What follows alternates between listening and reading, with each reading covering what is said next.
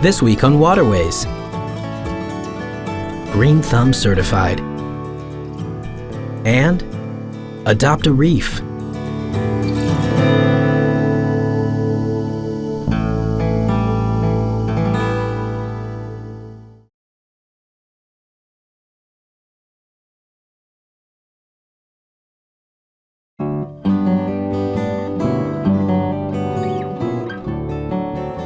A couple of times a year it happens. Free plants, a line forms, field guides are studied, anticipation builds.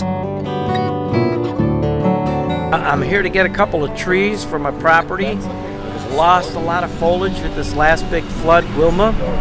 And the electric company here annually gives out trees to help us foliate the area.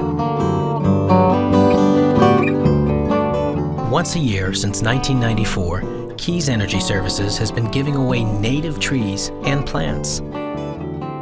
And once a year since 1999, the Florida Keys Nature Conservancy has been giving away native trees and plants.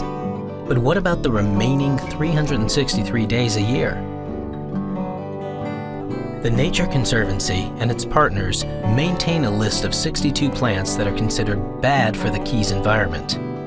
And they found that 41 of those plants were sold at local nurseries. A new campaign was born, the Green Thumb Certified Program, and one of its first initiatives was to partner with local nurseries. It seemed much easier to go to the source, to approach 30 nurseries, rather than 85,000 locals.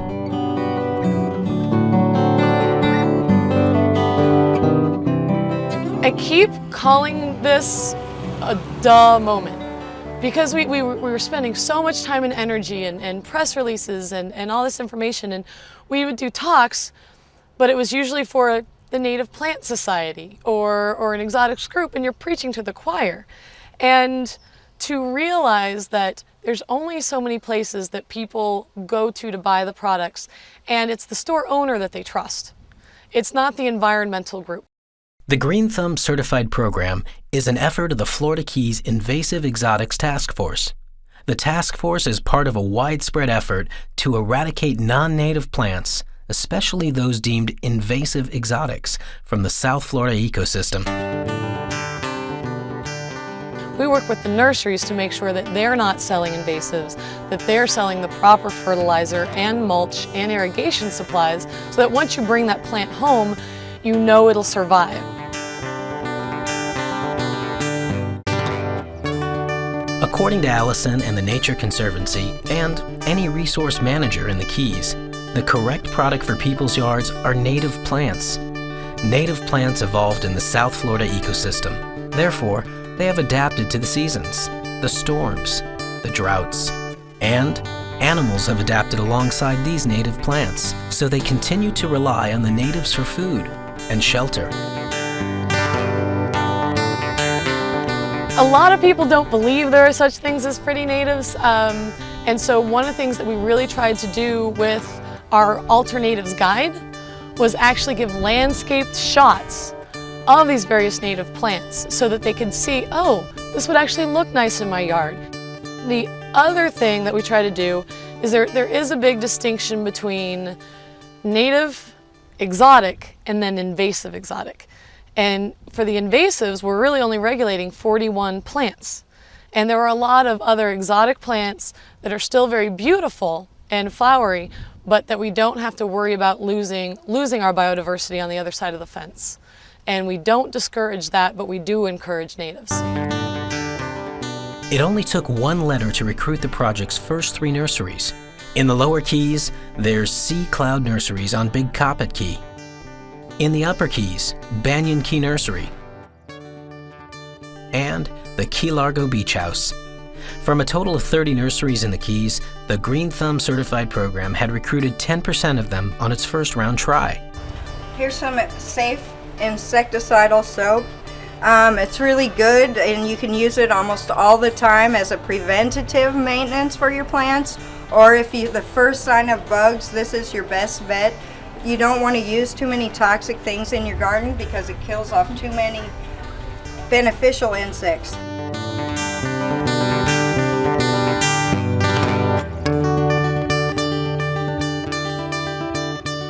Well, I think it's important here, especially since we're on this like little chain of islands and we're so prone to getting hurricanes, that it's important for people to know what they're putting in the ground is going to live through almost anything that we get as far as the acts of nature or God or the forces of water. So I think it's important that they know what they're getting, that it's going to make it through these storms, and not make a hurricane-proof yard, but a hurricane-tolerant where it's going to come back right away and they're not going to be so devastated like we all were last year.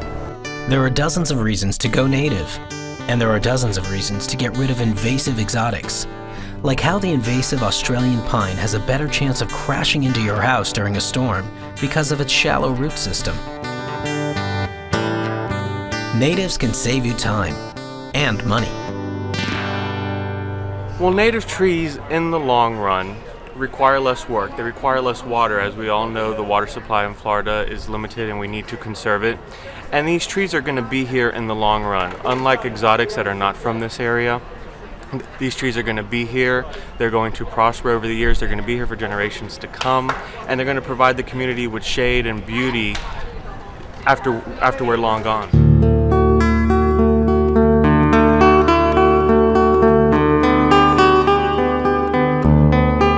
At the Keys Energy Services Native Tree Giveaway, Alison and her colleagues attend to share information and help locals select the right plants for the right reasons. Part of that effort includes distributing the Alternatives Guide. In the guide, for every invasive exotic on the list, they provide 3 different native plants that fill the exact same form and function of that invasive. This year we're giving away approximately 2,000 trees, 1,000 here at this location in Key West and 1,000 up in Cudjoe Key. Over the past 12 years we've given out over 32,000 trees. They've all been native shade trees, which obviously require less water. They are native, so they're going to prosper in our weather conditions, and they provide shade, which helps with energy conservation to shade our customers' homes, their air conditioning units. So they're very good trees and they don't require a lot of work to look beautiful.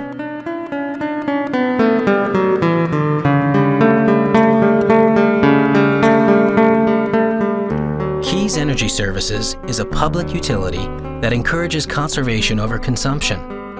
Because the profit is not the bottom line, they want customers to use less electricity. Native trees create shade. More shade, less heat. Less heat, less air conditioning. And the 32,000 plants and trees given away by Keys Energy Service since they started the event came from the company's funds at $3 to $8 a plant retail. That's a lot of green. These grow 10 to 15 feet tall. 10 to 15 feet. 10 to 15 feet. They're very good with salt. What kind of fertilizing and so forth? Twice a year. Twice a year, fertilizing. At these events, always there to help are the Master Gardeners. The Master Gardener program is the perfect example of inspired volunteers making a real difference, teaching something they love. The Master Gardener program is under the University of Florida Extension Service, and so each county all over Florida actually has its own version of this. They take a number of hours of classes and learn about a great variety of things. So today they were talking about native plants, but in a lot of different cases they know about different kind of pests you might have in your yard, different kind of molds, fertilizing practices, you know, the health of your soil. So they're available on call to help you work through what might be going on in your yard.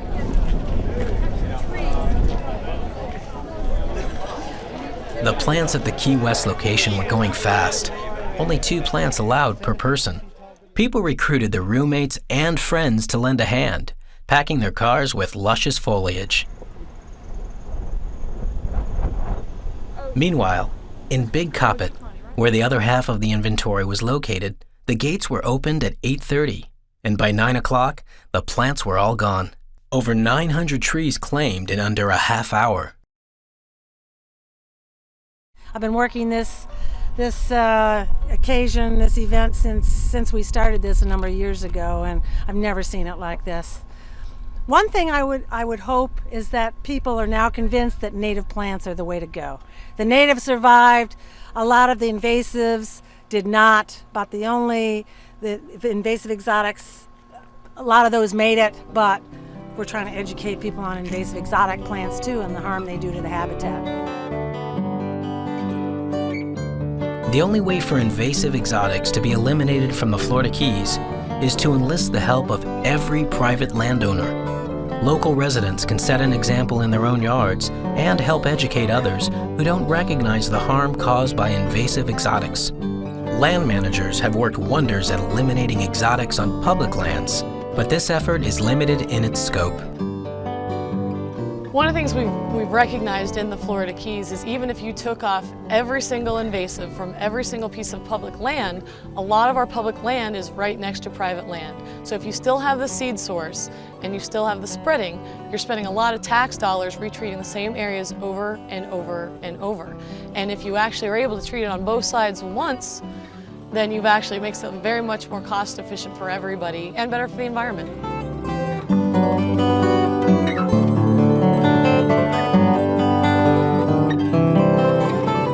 One of the only ways to make the Green Thumb Certified program a success is to promote local support for those nurseries who participate in the program.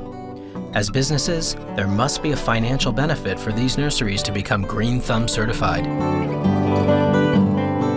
There's a website on there that's called keysgreenthumb.com, and any nursery that goes through the certification course will be listed there. The solutions to problems in ecology, as in life, are often found by going to the source.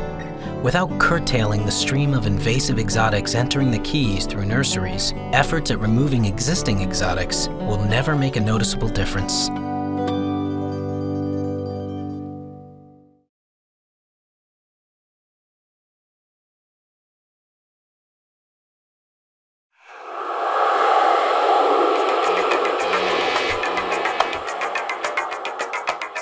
Take a road trip through any part of the United States, and you're sure to see it. The roadside sign beside a stretch of spick and span right-of-way that proudly proclaims the name of the person or group participating in the familiar Adopt-a-Highway cleanup program. Of course, as is so often the case, the Florida Keys are a little different than the rest of the country. In the Keys, not only can you adopt a highway, you can adopt a reef.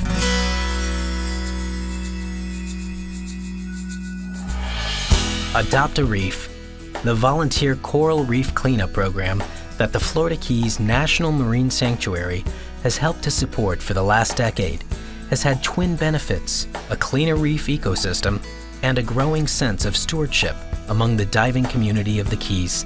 Hi, my name is Robert SANDO. I'm a volunteer scuba diver for the Florida Keys National Marine Sanctuary. Today we spent the afternoon cleaning up the reefs off of Key Largo. We picked up a variety of items off the bottom of the reef, everything from some wood to a good-sized lobster trap, to a cinder block, to some mooring rope. My opinion is if you dive in the Florida Keys, you have to volunteer some of your time during the year to be a volunteer diver for the Florida Keys National Marine Sanctuary. If everyone just spends one weekend a year, we can really put a big dent in picking up the trash from Key Largo all the way down to Key West. I have a very strong opinion that we need to do more, divers do, to clean our environment, especially in the areas up north in North Florida as well. The Florida Keys is home to North America's only emergent coral reef and the third largest coral bank reef in the world. The creation of the Florida Keys National Marine Sanctuary in 1990 tasked federal and state employees with the protection and conservation of a national treasure that incorporates nearly 2,900 square nautical miles.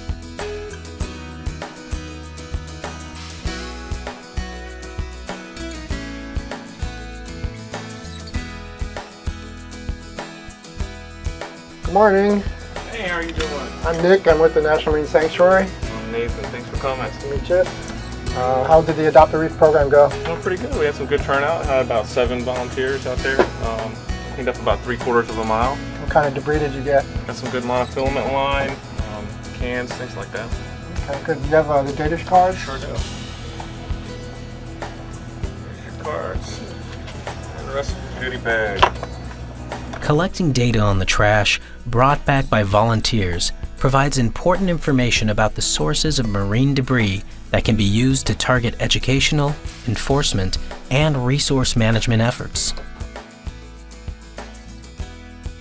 When the volunteer comes back to the boat, they fill out a data card on all of the debris. And this is important that we get that information because that is used to show how much debris we're picking up and how much volunteer effort is going into this project. So the volunteer data card has their name and address, which is only used to verify that these people have been out there. And then the calculated amount of trash that is picked up is combined throughout the Keys and then used in reports.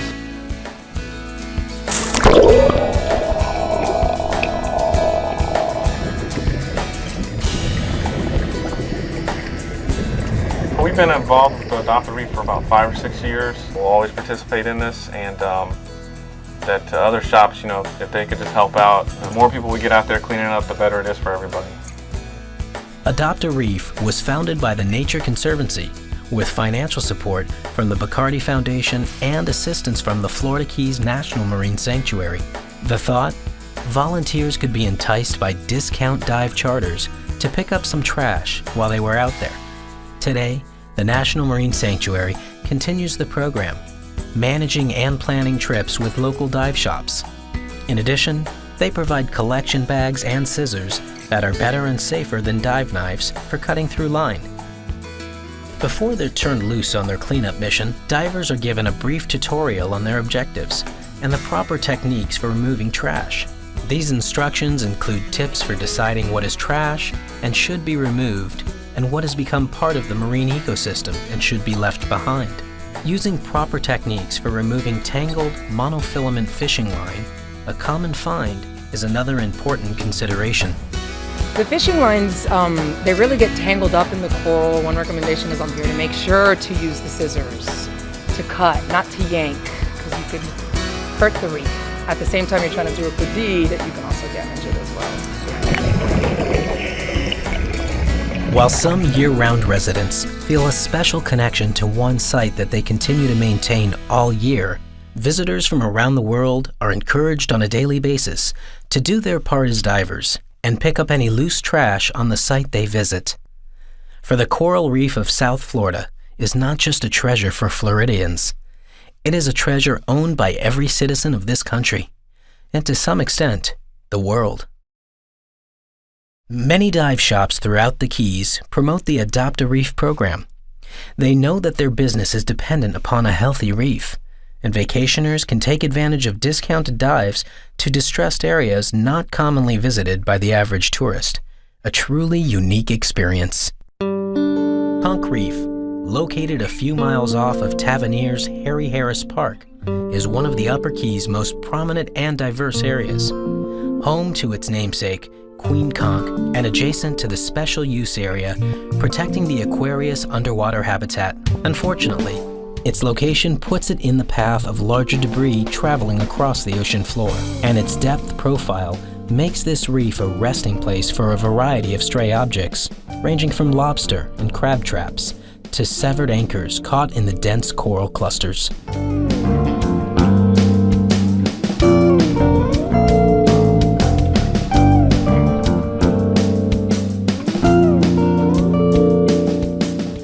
Hi, my name is Captain Gary with Conch Republic Divers, the friendliest dive shop in the Keys. We're really looking at cleaning the reef up the entire year. It's not a one-day, once-a-year job. It's a continuous job. So we incorporate into our briefings. If you've been on my boats, you'll know that we incorporate in the briefings. If you see anything down there that needs to be brought up, by all means do it, but don't hurt the reef in the process. As you see, line can get tangled around some of the reefs and it can actually hurt more than help. Sometimes it's a lot better just to leave it alone and let the reef kind of take it over. I want to welcome you all aboard the Republic 7. Some of you have been with us before. Today we're going to be participating in a coral reef cleanup project. As you know, the Florida Keys is primarily a marine sanctuary, and as such we like to encourage our divers to not harass, molest, or attack the marine life in any way, and to watch the buoyancy on the coral reefs. There's also no collecting. That means any sea life, including shells, dead or alive. In that effort, today you guys are more than welcome to pick up anything that you consider trash out of the silver. We do have these. So we do a lot of unique diving down here, all the way from wrecks to reefs to drift diving. And drift diving especially, we like to go on and dive the walls of Conch Wall. Conch Reef starts at 45 feet, drops off at a sloping 30-degree angle down to about 95 feet. You never know what you're going to see on that reef. Anything from turtle to shark to moray to lobster. You may even see a sailfish or two hanging out there, as well as not too long ago we did see a manta ray. So we see all kinds of creatures out there. All year long we're always taking the trash up. We're picking it up as we can. A lot of monofilament line out there. There's a lot of crab traps that have been broken up that we bring up all the time. So we're constantly cleaning the reef up. But there's reefs that we identify throughout the year that could use special attention. And so we try and target those reefs during those cleanup times. At its peak, the beauty of Florida's barrier reef could contend with that of Belize, or even Australia. A combination of local, regional, and worldwide changes have created a highly stressed coral reef ecosystem that has experienced significant declines in living coral cover. Although some global trends are difficult for locals to change, the dive community knew that they must do something, anything, to try and minimize threats.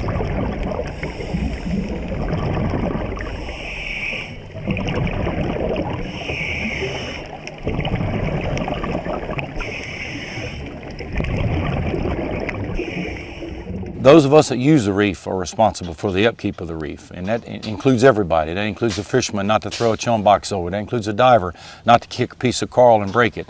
That includes any boater not throwing their anchor in the coral and damaging it. If we don't protect it, no one else will. We are the users. By nature, divers are conservationists because they're one of the few user groups that actually see the bottom. And of course they want to keep it clean and make it pristine so that they can take their pictures and see the sea as it is. And there's a big need for the, if you will, civilian population to work together through Adopt-a-Reef programs. And we sponsor them just for that reason, so that we have our civilian divers have a task to do, and one that they really like, by cleaning up the reef. It's just too much of a job for, say, a NOAA or organized organization to do it on a regular basis, so we ask our divers to participate. The Adopt-a-Reef program is the perfect way for visitors to contribute to the maintenance of the Florida Keys Reef Tract. The Adopt-a-Reef program is just one of many ways that locals can help. So keep an eye out for the Adopt-a-Reef dives scheduled throughout the Keys. Support the dive shops that make the effort to put the dives together and contribute to the preservation of the crown jewel of North America.